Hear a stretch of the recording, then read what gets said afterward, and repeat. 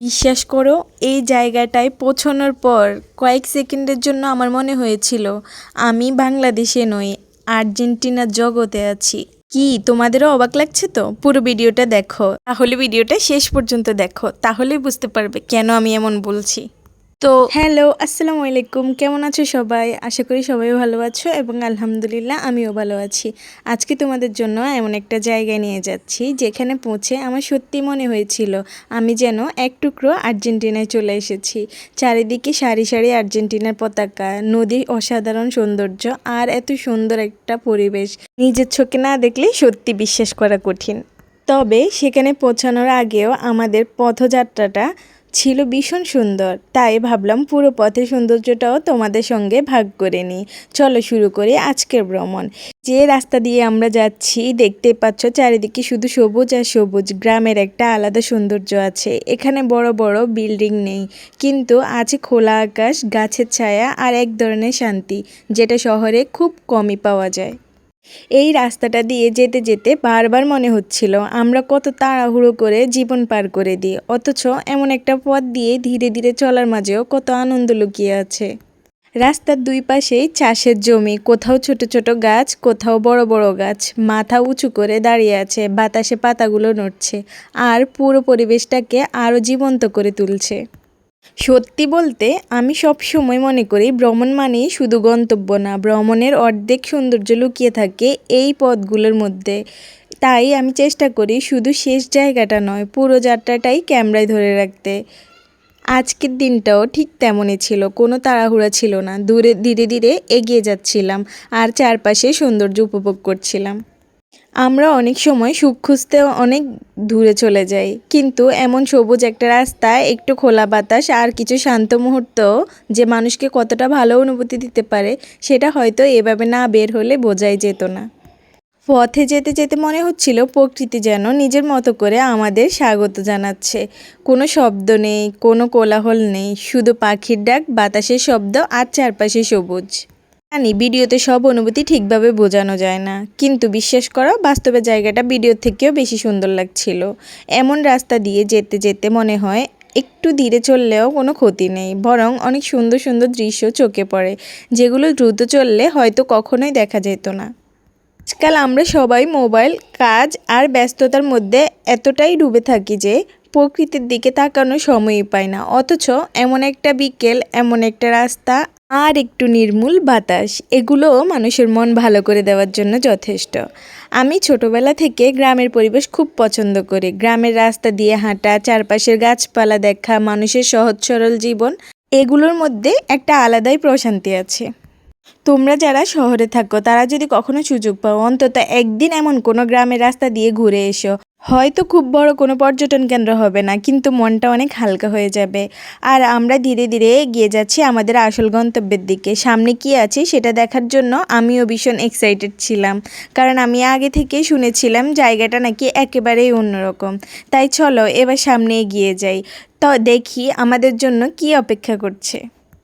অবশেষে আমরা পৌঁছে গেলাম আমাদের গন্তব্যে, কিশোরগঞ্জ ঘাটে। দূর থেকে জায়গাটা দেখে বেশ ভালো লাগছিল। ঘাটের পাশে সুন্দর সুন্দর রেস্টুরেন্ট, বসার জন্য দারুণ ব্যবস্থা আর সব কিছু খুব পরিপাটি করে সাজানো। নদীর একদম পাশেই দাঁড়িয়ে থাকা এই রেস্টুরেন্টগুলো জায়গাটার সৌন্দর্য আরও বাড়িয়ে দিয়েছে। ভাবছিলাম বিকেলের দিকে যদি এখানে বসে এক কাপ চা খাওয়া যায় তাহলে নিশ্চয়ই সময়টা আরও সুন্দর কাটবে। চারপাশে অনেক মানুষ ছিল, কেউ পরিবার নিয়ে এসেছে, কেউ বন্ধুদের সঙ্গে, আবার কেউ শুধু নদীর বাতাস উপভোগ করতে এসেছে। সবাই নিজের মতো করে সময়টা উপভোগ করছিল। এরপর আমাদের পরের গন্তব্যে যাওয়ার জন্য নৌকায় উঠতে হলো। ছোট একটা নৌকা, কিন্তু সেই নৌকাতে শুরু হলো আজকের ভ্রমণের সবচেয়ে সুন্দর অংশগুলোর একটি। নৌকা ছাড়ার সঙ্গে সঙ্গে নদীর হাওয়া এসে মুখে লাগলো। গরমের মধ্যেও সেই বাতাস এক ধরনের প্রশান্তি দিচ্ছিল। নদীর পানি ধীরে ধীরে কেটে নৌকাটা সামনে এগিয়ে যাচ্ছিল। চারপাশটা শুধু পানি আর দূরের দৃশ্য, মাঝে মাঝে অন্য নৌকাও পাশ দিয়ে যাচ্ছিল। এই সময়টা আমি খুব বেশি কথা বলিনি, শুধু চারপাশটা দেখছিলাম আর মনে মনে ভাবছিলাম প্রকৃতির সৌন্দর্য আসলে কত সহজ, অথচ কত গভীর।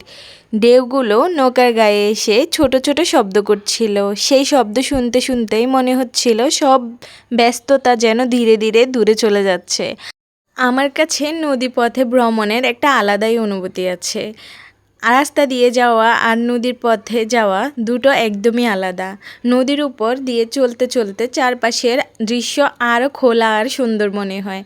আকাশটাও সেদিন খুব পরিষ্কার ছিল, হালকা বাতাস, শান্ত নদী আর চারপাশের পরিবেশ সব মিলিয়ে পুরো মুহূর্তটা সত্যিই উপভোগ করছিলাম।